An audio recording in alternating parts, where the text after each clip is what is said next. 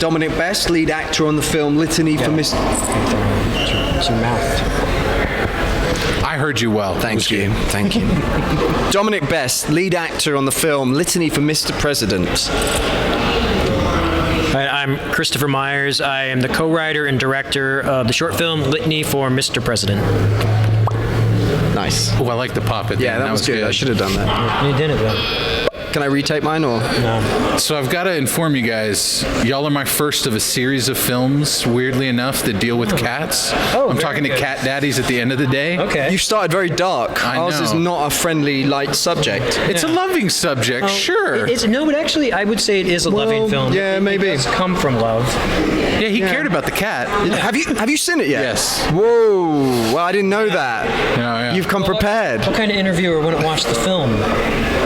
What? What kind of interviewer wouldn't watch the film? I don't know. Most of them. But not you. Not you. Gadi. Yeah. What a name. I know.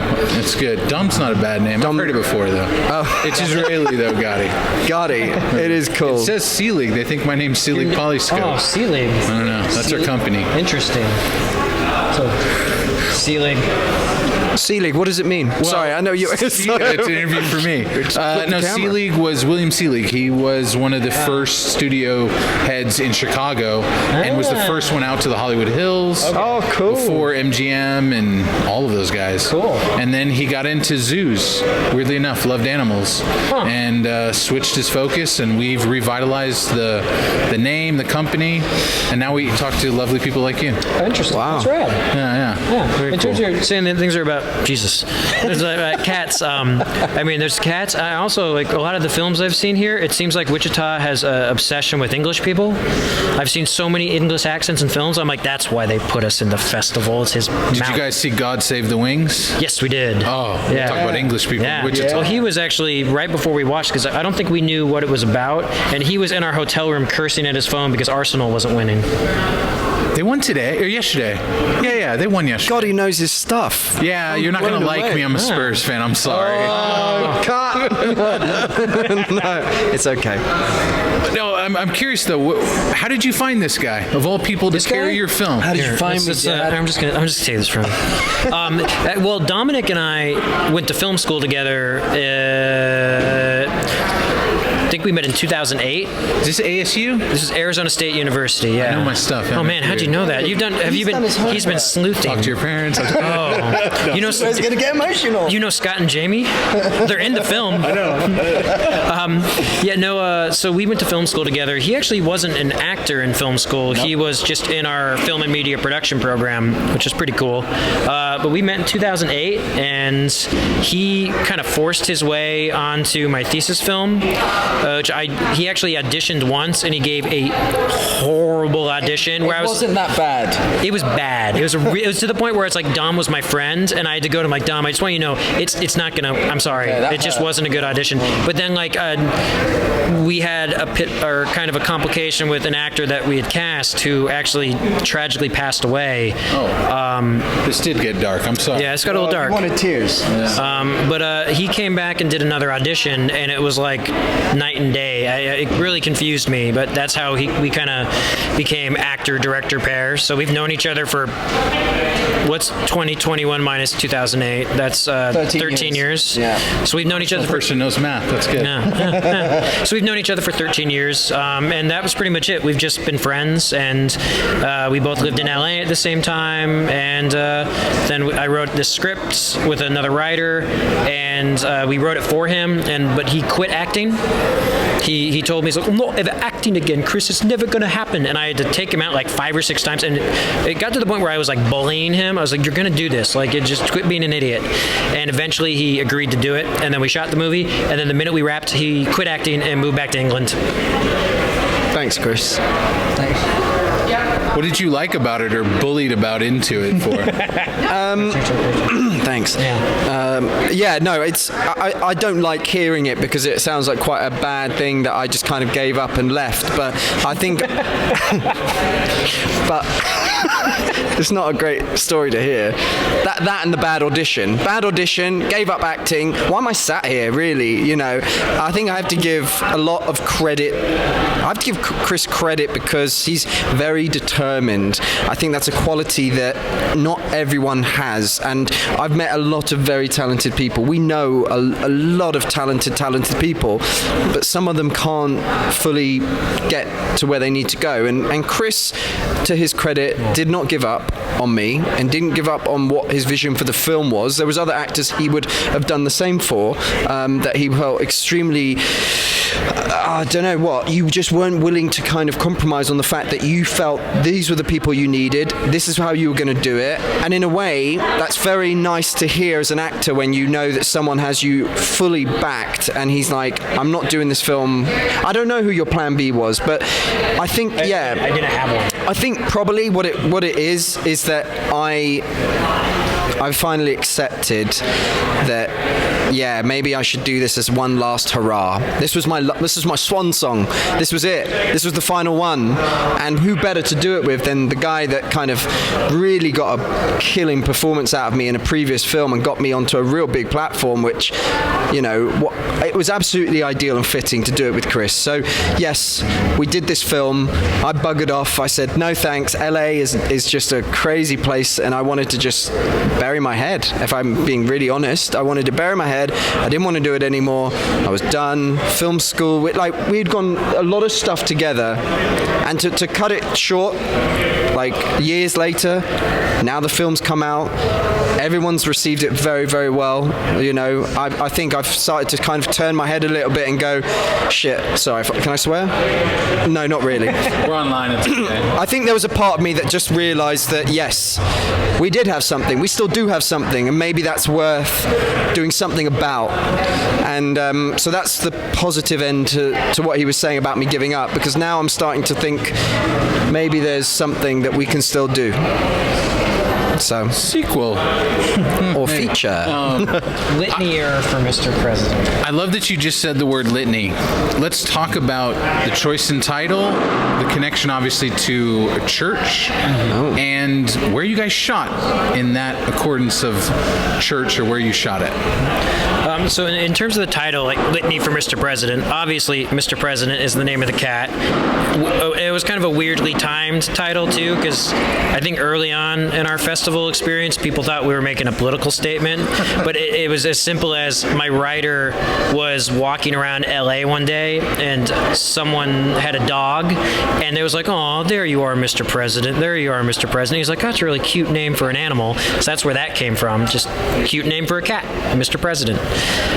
Litany kind of is the idea of, like, you know, litany is repetition or a kind of a hymn in a church, and the idea is it's a litany for Mr. President. And what's interesting about that is we kind of wrote in like a hymn or a song into the script, but it wasn't working, and I didn't know how we were going to do it. And that song at the end of the film, I didn't write that. I didn't even direct that. That was Wythe Taylor is one of the most talented artists I've ever met in my life, where he himself is a really exceptionally talented filmmaker, and he had been thinking about it because I talked about the idea of trying to get that litany into the film, but it could mean other things, so we kind of gave up on it, and I was just trying to get the movie made. And he came to me during that scene and he's like, hey, Chris, I'd like to try something. I was like, okay.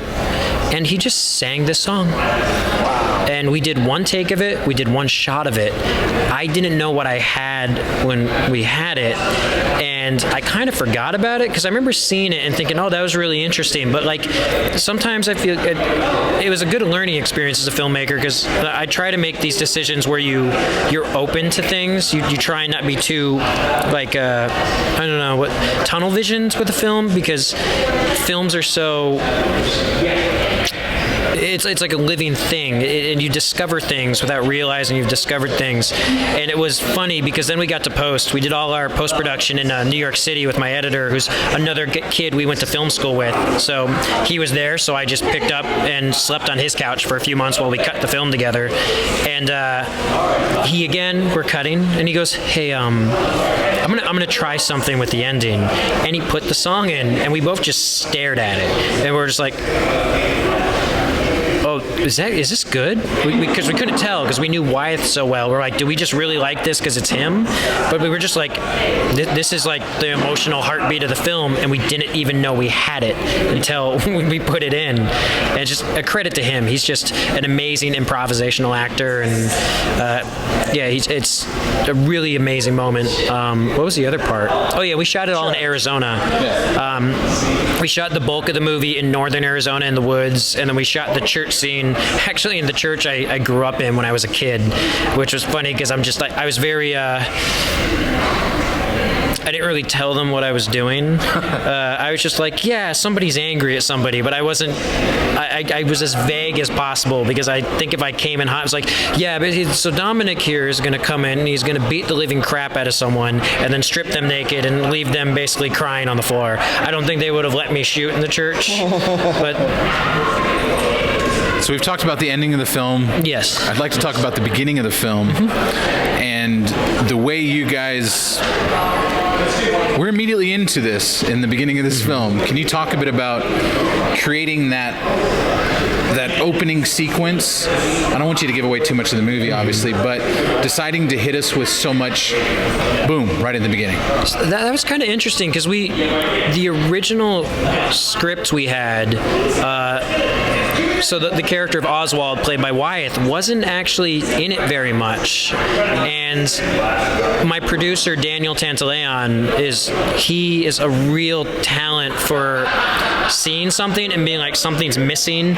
And because the original script, I think, it just began with Dominic, which isn't even in the film. It was just like Dominic, and there was like a phone call voice message with the old man character. And he was just like standing over a little cat grave and it's raining, and he's like muttering to himself, and something felt off about that the entire time. Like it wasn't very cinematic.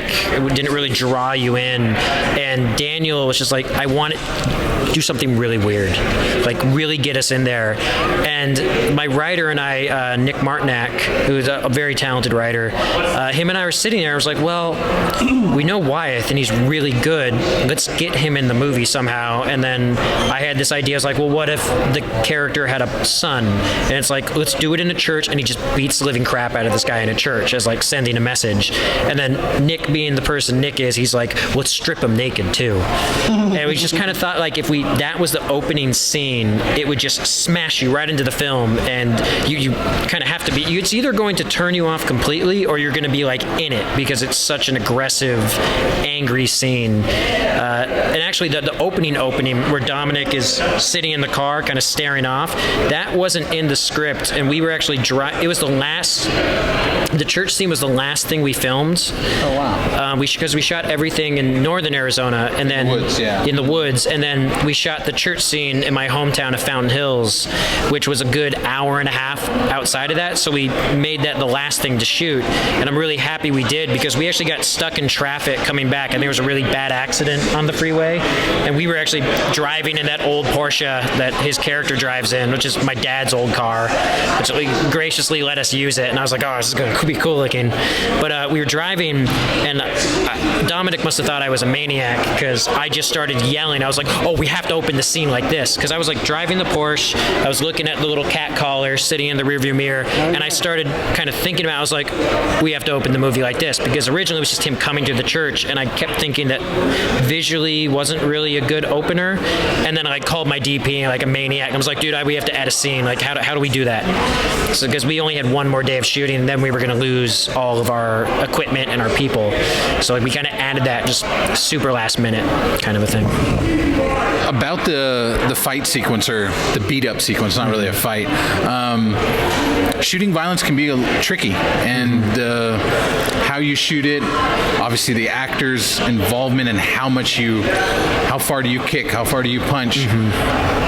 Was there any rehearsals into that? Like, how much was into that scene? And then, of course, the stripping quality, that's a whole nother element. Yeah.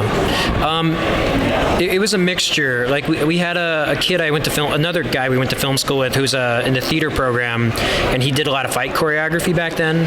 So I brought him to make sure, the last thing I wanted was for Dom or Wyeth to get hurt. So he kind of came in and was like helping us choreograph it. And then I had some real specific moves I wanted. that I was pantomiming with Dom to make sure everything, the physicality looked right. And fortunately, Dom is an extremely physical actor, and so is Wyeth. And Wyeth and Dominic actually used to live together, and they kind of had this weird, I don't know, Laurel and Hardy sort of thing going on, where they did a bunch of like skits like on YouTube together, and it was always very physical. They'd always be grabbing each other and throwing each other over each other's shoulders, and that kind of made the fight scene real easy because they were so comfortable with one another, and Wyeth was he was very willing to, he was like, Dominic, just slap me. Because just slap me. So, like, there was a lot of it that was very real. They really wore, like, Dominic was truly smacking the shit out of Wyeth in the church, because Wyeth is also very big and he could take it, but it's like, obviously we weren't, like, kicking Wyeth in the face or anything. We had to be very careful with those. But I wanted it to be really intense and real, and it had to look like, just make you super uncomfortable, because I wanted to be really raw, and a lot of that came with them being so close and having that very physical relationship, which I'm sure you can talk a bit about that. Yeah. Well, you pretty much said it. I think all the time that, because we spent the first year in LA together, we moved out from Arizona together, you know, we've got history, and so therefore we felt very comfortable, and like Chris said, there was already a very open trust there between us in terms of if one of us took it too far, like there wouldn't be any bad feelings. It was just, it felt natural, and it felt like we could have probably gone further, but obviously we've got to be careful. There's people on set and all the rest, but definitely paid off that time we spent. And Wyeth, like Chris said, was very willing to go as far as he needed to get the result. And I think Chris knows this about Wyeth and myself, is we'll go as far as we have to get what we need. So yeah, I think that pretty much says what it was, you know? Yeah. Well, it looked real. So excellent. It worked, Yeah. I want to get back to the name of the film, Mr. President side of it. Yeah. You've got a bunch of cats with some cool names, and you get it from a dog. That's got to be kind of surreal. Can you talk a bit about giving the cat its character because of its name? I feel like that's an important part of an animal's existence, is what name we give it. It's a weird question, I know. It's a great question. I wish I had a better answer for it, other than that's how we came up with the name. Literally, it was a dog named Mr. President. We thought it was kind of a cute name, but so I have 4 cats myself, which they don't have official names. I've got Pancakes, Waffles, Rascal, and Peanut, which, I mean, I feel like sometimes I'm out of town so much I pay rent for cats, essentially, in Los Angeles. But I think Mr. President, it's just it's so official, but there's also something really kind of cute and intimate about this is Mr. President, and it's like he's this cat who clearly had an impact in the townsfolk in this area, even though we don't go into that. It's just everyone knew who Mr. President was, and it's like he's, in some ways, I feel like having a pet cat as opposed to a dog. Cats kind of have their own personalities and their own lives, and to give the animal the name of Mr. President, it kind of gave him his like autonomy in a way. Like, he wasn't just Dominic's pet. He had this other kind of existence outside of that, and it was almost like more murdering a person than it would be murdering a cat in some ways. There's a reverence to him. I felt like Mr. President was an important cat. Yeah. Subtle, isn't it? If you think about it, it's kind of subtle, you know, but it's exactly what Chris just said, you know. No. So there are some great films that are about vengeance for losing an animal. Obviously, John Wick comes to mind with the dog. But even on Netflix, there was that documentary about the guy who killed a cat. Oh, the Don't F with Cats, yeah. That man killed people, and yet his killing a cat is the reason why they went after him. Yeah. What is it about our animals that means so much to us that we're willing to go to any extent for their vengeance, for their memory? Well, I think people get so upset when you kill like a dog or a cat in a film, or I know I myself, like if someone hurt one of my animals, I would lose it. Like I had a neighbor once, their dog, they had like a problem dog, like they were taking in a lot of rescues, and that dog killed one of their cats. And I remember being so upset when I heard about that, because it just seemed like negligence in a weird way. And I was thinking, I was like, if a dog ever got a hold of one of my cats, you'll probably cut this out, but I would probably kill the dog to save my own cat. But that's too much of a tangent. But I feel like a cat or a dog or any sort of animal, it's like if a person kills another person, there's each person, they know each other, they're aware of what they're doing, they can defend themselves in a weird way. But an animal can't really defend itself, and an animal's pretty innocent, and yet we revere them as these, like, they're our family. They're not just like a chair you buy from IKEA and you put it on display. It's a personality. It's something you care for, and unlike a person, it's completely, what's the word I'm looking for? Completely reliant on you. Like, I kind of get messed up when I have to go out of town, because it's like, I mean, I have a life outside of my apartment, but like to those cats that I have, like I'm their world. And when you have a pet, you're that animal's world. And to see someone hurt something like that cannot defend itself, it doesn't even fathom why you're hurting it, is, I think, really, really special in a weird way. And I think it's, to the point of someone who had killed people and also had killed cats. It's like anyone who has the capability of harming an animal like that is just on their way to hurting a person, because if you can hurt something like that, it's... Yeah. That's how Pet Sematary happened too. Yeah. I feel like I've got to add something to this. I think Chris sums it up very well. But I've never told you this, but when we had an acting class, because you were part of the whole LA thing, and I remember our teacher asked me what would give me something that's extremely painful. I need to see something on you that just shows that. And I gave the situation of losing a cat. I don't know if you remember that. You ever told me that? No, but it made me think about that, and it made me wonder if that came into your processing of making a film. But obviously it didn't. But it definitely did for your performance. Yeah, and what's really interesting is a long time ago, during a breakup, I got left with the cats, and it was like I put myself aside and I said, but what about the cats? And it really makes me think about it. I'm like, I was so quick to say, like, because I love these cats, like, am I now the father? I take care of these cats now, like, and that was put on me, in a not a, well, wasn't expecting it really. So I've never thought about it until just really now, but I guess I have quite a strong attachment to cats, and I've always had cats. And thinking back on my life, like, weirdly, that was a moment that I recall going, I was put in a very difficult situation, and I thought about the cats in the situation. It's very peculiar that, and I just thought about it, and I've never mentioned that to you, but... That's interesting, because that must have had an impact. Yeah, of course it did. Also, like, why you did the film, and... Yeah, but I didn't know it at the time. It's in your brain space. Of course it is. Yeah. So, I thought I should add that. Yeah. I'm glad I could bring that out with that question. You're welcome. Thank you.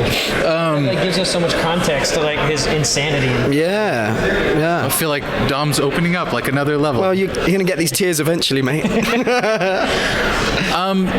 Let's talk about film festivals and them coming back slowly, but how important is it to have a physical film festival to go to? The virtual experience was important for the survival, but having you guys here, being at Tallgrass, I mean, we're from Dallas, you guys are from, across the pond. Yeah. I mean, this is important to have these things go on and to have films at these festivals. Yeah, it's God, the pandemic was tough for film festivals, because we played at 2 in person, but really I would say 1 in person. Where actually we played at Red Dirt in Stillwater, which was it was a tinier festival, but just being there and meeting everyone, and I've made some connections there that, like, I'm friends with other filmmakers across across the country. Friendliest people. Yeah, amazing. Like I met this, we met this woman who she got into the screenplay competition, and then my producer was there with me, and they realized they were living in Brooklyn at the same time, like down the street from one another. So like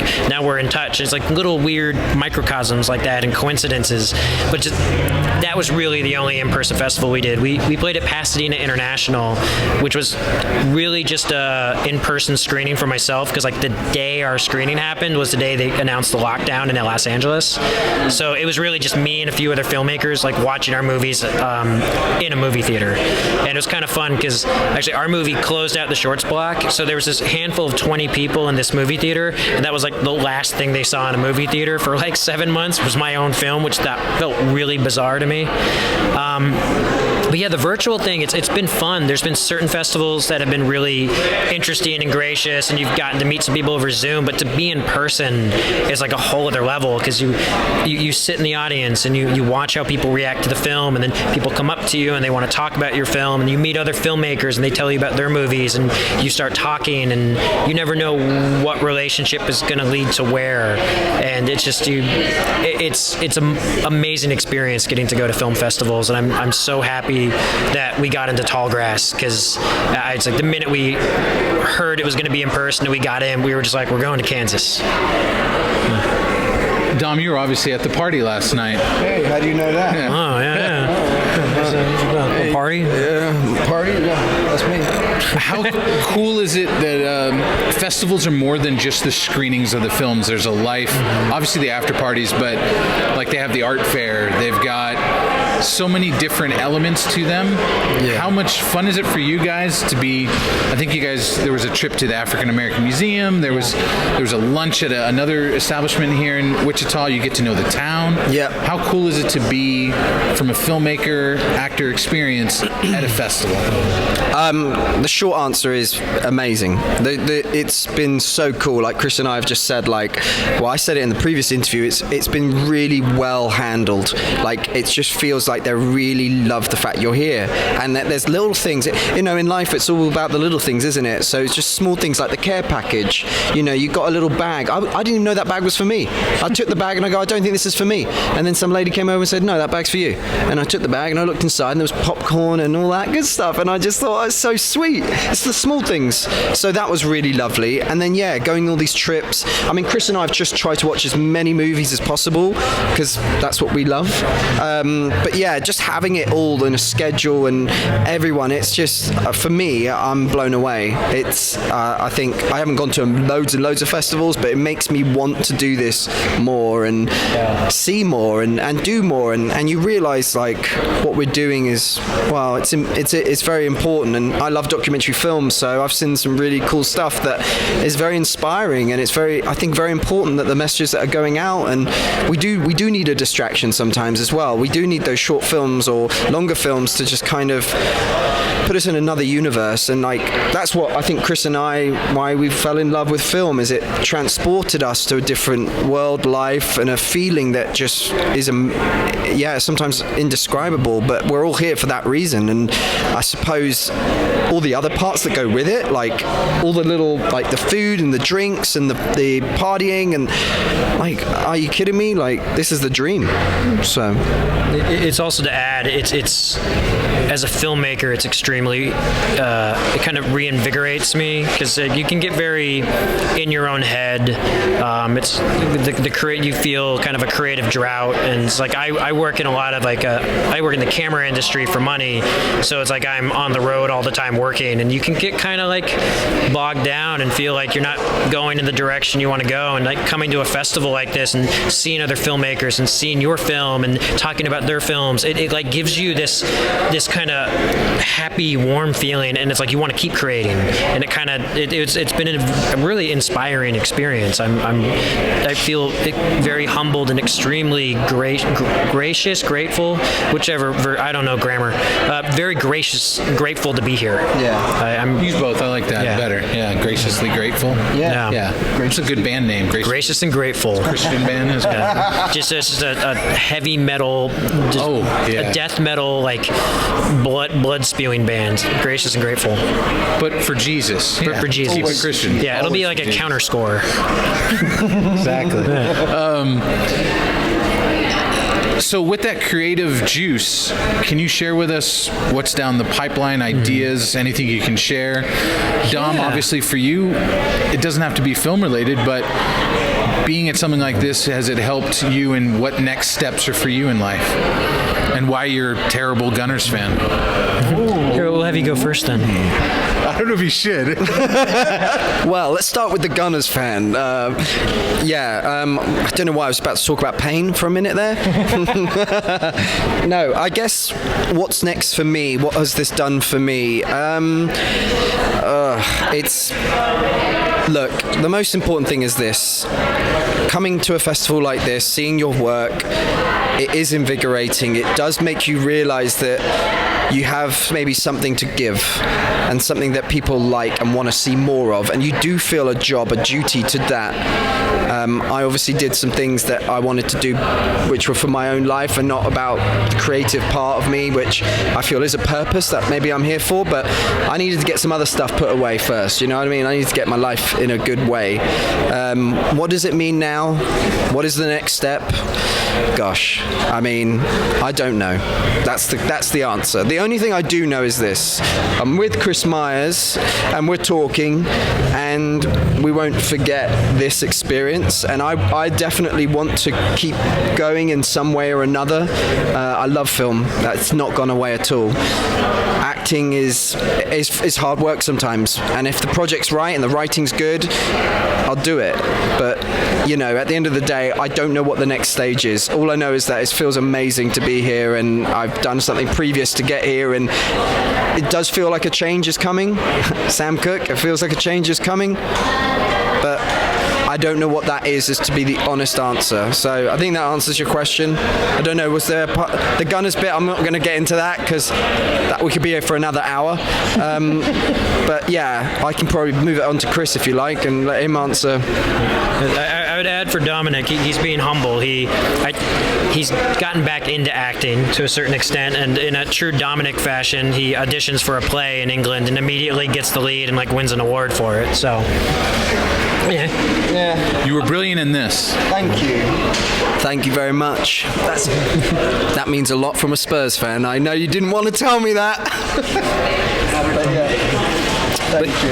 But yeah, what's next? I'm not really sure what's next. I think I'm working on a handful of feature ideas, but I need to focus on one. Because you can get in this weird creative area where you've got 7 different ideas, but if you don't focus on one, none of them ever gets made. I've got a couple scripts that we're working on. Some are more personal, some are kind of ridiculous, like this one. I mean, one idea I have is just about an old man who starts quite literally pooping gold, and he's just getting sicker and sicker and just rifling through his own poop, and it's just going to be disgusting. There's going to just awful, horrible, disgusting imagery. If I can figure out how to get that movie made, I really like it. I got a poop movie that I'm calling. There's one I'm writing. It's the easiest one to write because it's my mother had a stroke 6-7 years ago, and I'm kind of writing this weird, I don't know what you would call it, road trip movie that has to do with I found it at 1 in the morning living in Los Angeles that I both had bed bugs in my apartment and that my mother had a stroke, and I just took a bunch of clothes, threw them in a trash bag, zip tied it, I only had one cat at the time, thankfully, grabbed my cat, banged on my landlord's door, and was like, I'm driving to Arizona. I don't know what you want to do, but there's bed bugs in my apartment. My mom just had a stroke, and I just headed off to Arizona. And it was just a bunch of weird stuff happened, so I'm trying to kind of embellish and write that. It's probably the most grounded thing I've ever done.